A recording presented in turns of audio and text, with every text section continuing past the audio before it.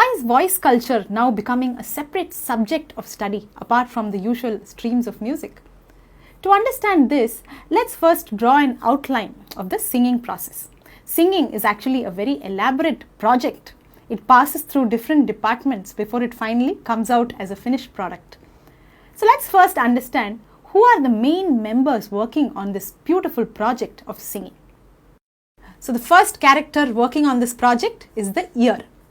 So whenever we hear a sound or a tune, the first member to receive this information is the ear, and the ear carries this information to the brain.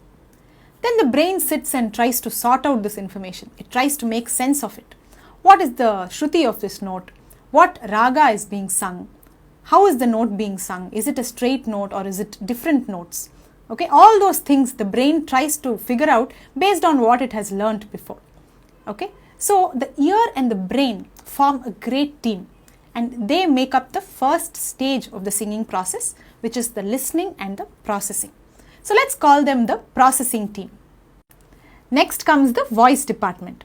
This is where the actual singing happens. So here again we have different teams at work. First we have the breathing team, which contains the lungs and the surrounding muscles. Then we have the voice box, which contains the vocal cords. Then we have the resonators, which amplify the sound created by the vocal cords. And then we have the articulators, which actually help us produce a meaningful sound out of it. So we will learn about all these in detail as we go along. But all these teams have to work really well together in order to produce a great sound. Usually when we learn Indian classical music, we go through the basic swara exercises, we learn some compositions, we learn different ragas, talas and so on. Now while doing all this, our processing department, which is the ear and the brain, they become very strong, because they start understanding different swarasthanas, different ragas, they're able to differentiate the gamakas and so on. So after a few years, our processing department is really strong and confident.